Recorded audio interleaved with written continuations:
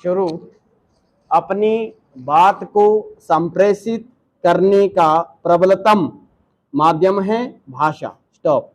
कोई भी भाषा चिढ़ या फिर बहस का कारण क्यों बनती है? स्टॉप।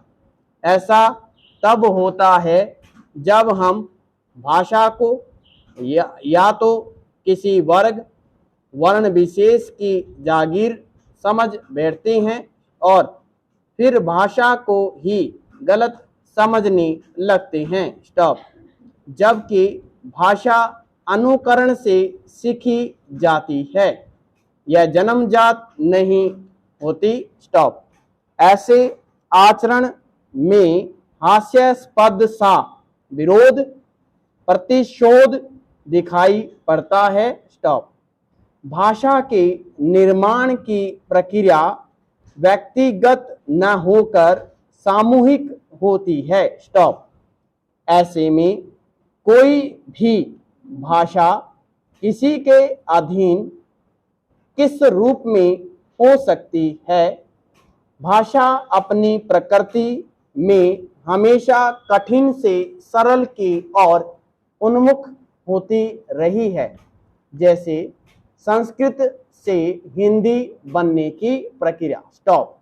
अगर संस्कृत की बात की जाए तो निसंदेह वह एक वैज्ञानिक भाषा है। स्टॉप। क्योंकि सरलीकरण भाषा का मूल होती है, इसलिए हमें हिंदी को राष्ट्रव्यापी भाषा स्वीकार करने में आसानी हुई। स्टॉप। भाषा संबंधी स्वीकार अस्वीकार की प्रक्रिया ज़्यादातर हमारी मनस्थिति, भौगोलिक संरचना, शिक्षा, आर्थिक और सामाजिक असमानता के चलते बनती बिगड़ती रहती है। स्टॉप। ऐसे में भाषा को गलत समझकर उस पर अवैज्ञानिकता थोपना कहाँ तक उचित है?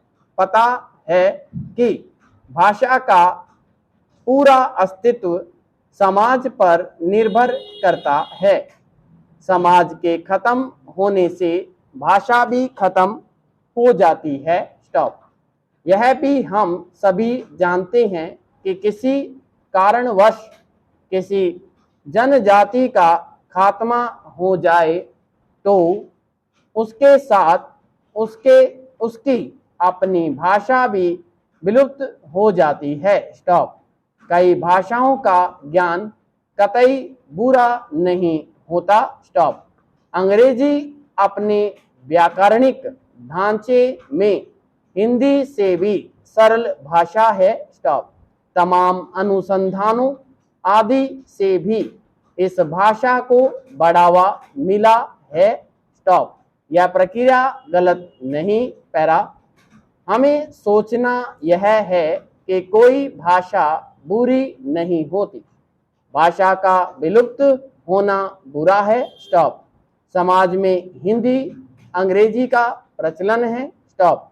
संस्कृत जैसी कई भाषाएं बोलने में हम सहज नहीं हैं। स्टॉप। पर कई भाषाओं की समझ हमारी अंदर बनी रहे, क्या यह अनुचित है? स्टॉप। लेकिन इसका मतलब यह नहीं कि हम उग्र होकर किसी भाषा को आप्त भाषा मान लें। स्टॉप। ऐसे में हम किसी भाषा को एक वर्ग वर्ण का निर्माण मानकर उन्हें महान बना देते हैं, तो दूसरी तरफ समाज के उन विशेष जनों का योगदान भुलाकर उन्हें खारिज कर देते हैं जिन्होंने भाषा को सर्वसुलभ बनाया है। पैरा। भाषा का मामला सहज होकर भी पेचीदा बनता रहा है। स्टॉप।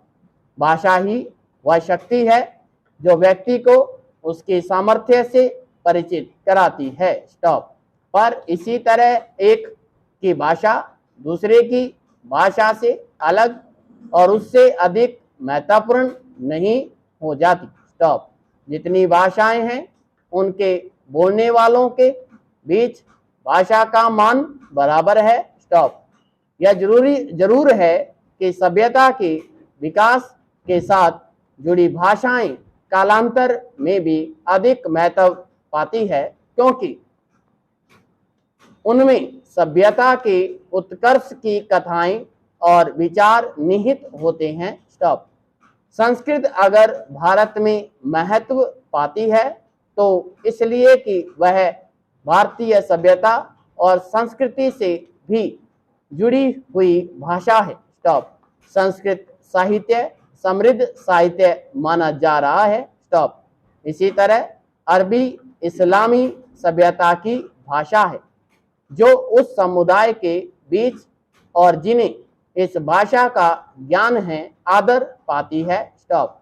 अंग्रेजी भी एक समय अपने समाज और ज्ञान की भाषा रही और इस रूप में वह एक बड़े समाज के बीच आदर पाती रही। स्टॉप। इसी तरह अलग अलग पंथ, विचार और मत अनेक ऐसी भाषाओं में पले बड़े जो आज किसी न किसी रूप में पूरी दुनिया में मौजूद है। स्टॉप। इसमें भारत सहित दुनिया के उन हिस्सों को भी याद की जा सकती है जिसमें बड़ी संख्या में जनजातियों का बाहुल्य रहा और सभ्यता के अभिजन रूप ने उनसे उनकी भाषाएं छीन कर हजारों भाषाओं को लुप्त कर दिया है। पैरा।